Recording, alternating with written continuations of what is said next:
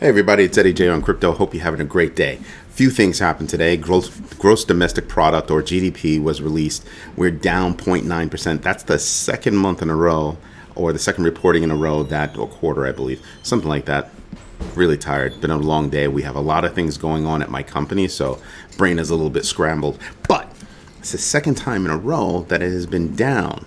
And, Jay Powell was kind of like, hey, I don't think it's a recession just yet. Kind of believable, right? I mean, people have jobs, more jobs are on the market, just things are still looking good. That doesn't mean that the recession isn't coming or has at least started, but we'll see. That said, it was kind of expected by the market, so the market is actually green now.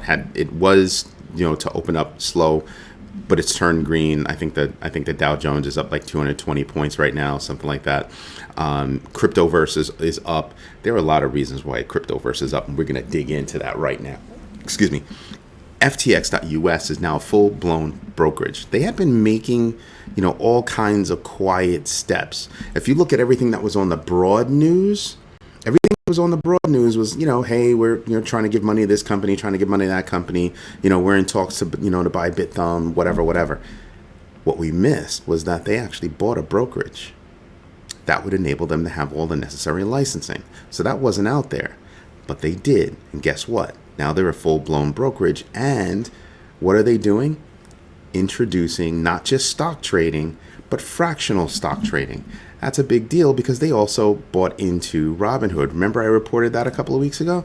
So buying into Robinhood and then becoming its competitor, very interesting. And the US president, FTX US president, said, hey, we are looking at, possible purchases in the future. That's a big deal because they're talking about possible purchases in the traditional world. Remember, a lot of traditional banks are trying to get into crypto, and now crypto is flexing its muscles in the traditional space. That's kind of a big deal.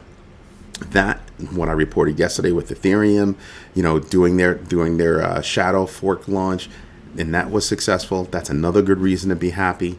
So there's a lot of stuff going on. Now, as you know, my company is a principal member of the Metaverse Standards Forum. And so anything metaverse, I'm going to kind of be, sensitive to. Well, here's Meta trying to buy this company. Within is a metaverse products company, and they are trying to make that purchase for about $400 million. And that's, they do, in terms of products, they're doing virtual reality products, and that, sent the FTC, off the ledge. They were like, yeah, nah, we don't like that. Because they're trying to buy up all of the VR companies. And yeah, that touches metaverse, right? Or metaverses, depending on which technologies are in use and all that other good stuff.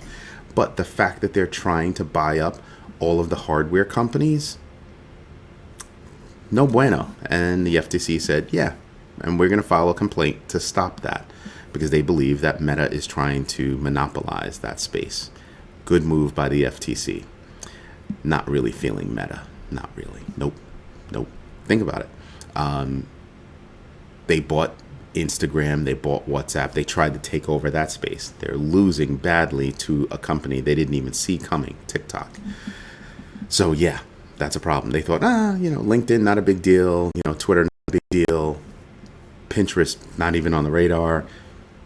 TikTok, blowing them out of the water in every way, shape, and form. And they're not sure about how to respond to that. So here you go with a metaverse move, trying to take over yet another, VR equipment company. Think about that. Solana. Now, I knew about Solana opening up its store for a while because one of my friends works there. I was invited to the VIP event.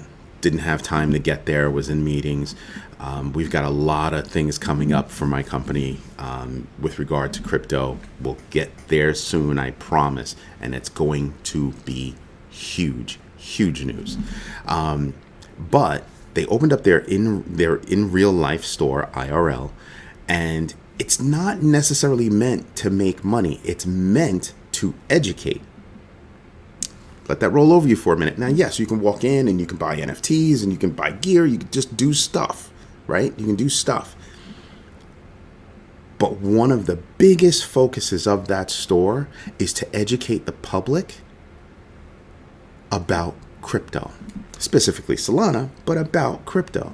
They even have stations to onboard people to get their own new wallets, buy crypto, just join the space, right? Become educated and join the space.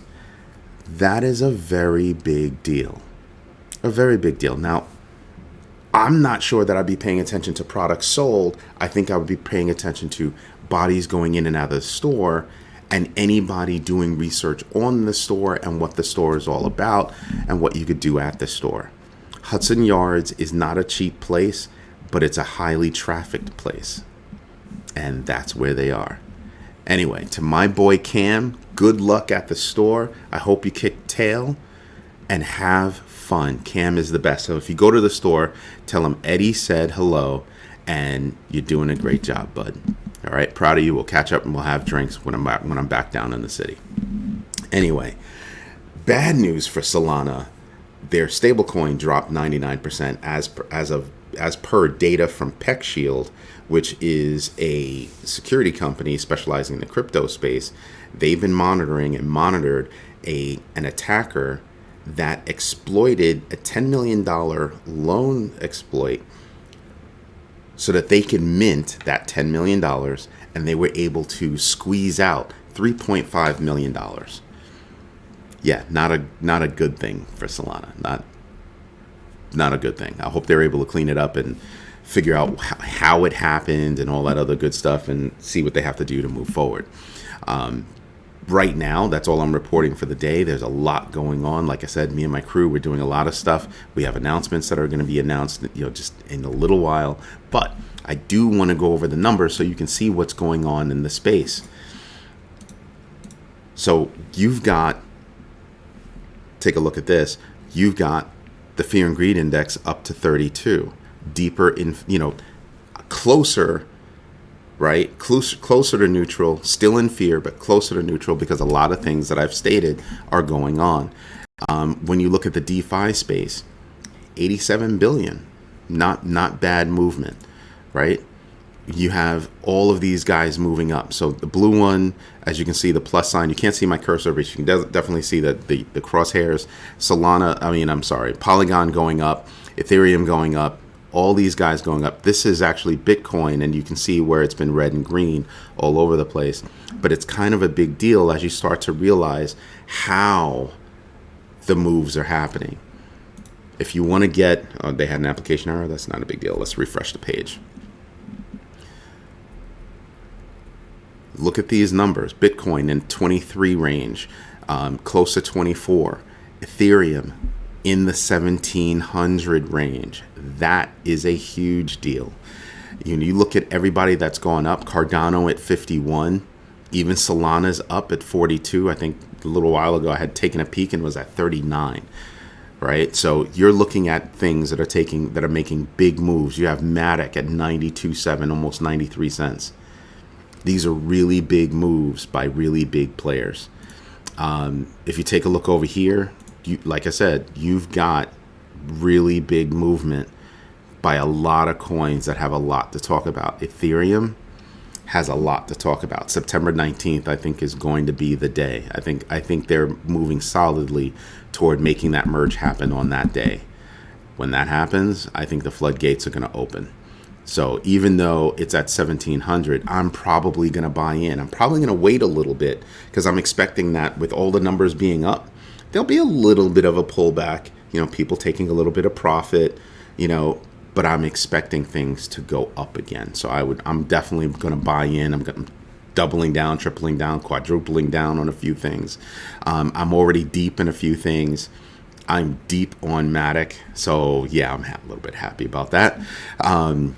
And the reason why is because, I've been paying attention to the tea leaves and all of the road work that Polygon's been doing to maintain their leadership as connective tissue. Again, Sandbox is moving everything over to Polygon. Everything. That's big. Polygon working with Disney. I can't tell you how huge that is. That's ridiculously huge. If you're a Marvel fan, if you are a Star Wars fan, if you're any fan of Disney or any of their holdings, that deal is huge, especially when you take a step back and you start going, wait a minute. Imagine if Disney, and I've said this before, imagine if Disney opens up an NFT, an NFT marketplace. Where is that going to be? Looks like it's going to be freaking Polygon. That's what it looks like. It looks like it's going to be freaking Polygon. So I'm sitting back and I'm just going, yeah, there's a lot. There's more than just a little potential there. There's big moves there. That's what's going on. Even Shiba Inu, they've got big things. They're working with the third floor, and they're one of the busiest studios in Hollywood. Special effects, animation, all that kind of stuff. And who do they work with? Yeah, they're doing stuff for Disney. They're doing stuff for Marvel and Star Wars. They are doing some ridiculous work. I'm just sitting back and I'm saying, just imagine how that could be, how that could work out for Shiba Inu's metaverse. Yeah, that sounds like fun to me. So I'm waiting. It's a lot of potential in that space right there, but I'm waiting. I'm just chomping at the bit. So anyway, this is Eddie J on Crypto. I hope you enjoy what we're doing. We're trying, me and my kids are just having a blast, learning a bit more and more about crypto, paying attention to the tea leaves and news and all that good stuff. And if you like what we're doing, hey, hit the like button, subscribe to the channel, and absolutely hit the notification bell so you know when we're dropping another video. Have a great day. Bye-bye.